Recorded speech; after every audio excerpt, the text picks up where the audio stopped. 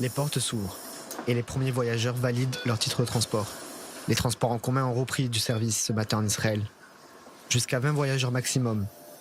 Une interdiction d'accès à l'avant du bus pour éviter de contaminer le chauffeur. C'est une reprise timide qui laisse beaucoup d'Israéliens sceptiques.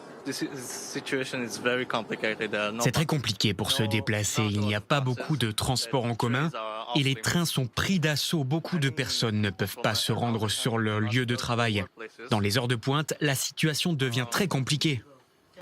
De son côté, la municipalité de Tel Aviv veut rouvrir ses plages. Dans cet élan de déconfinement national, la ville blanche a présenté ce lundi un plan au gouvernement.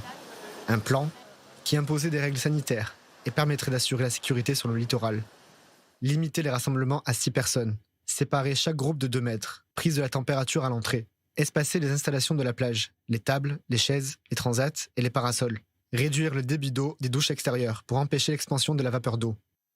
Dans la nuit de dimanche à lundi, le gouvernement israélien a décidé de rouvrir les espaces verts, les aires sportives, mais pas les aires de jeux pour enfants.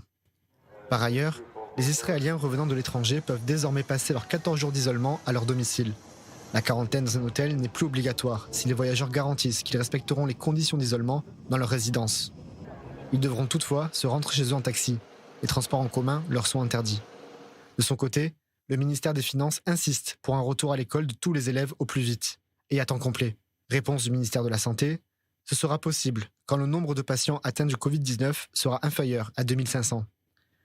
Quant à la réouverture des cafés et des restaurants, elle est prévue pour le 31 mai. Mais le Trésor espère avancer la date de 2 semaines. Le ministère de la Santé est toutefois très inquiet quant à cette étape du déconfinement. La proximité entre les clients représente un risque considérable de contamination.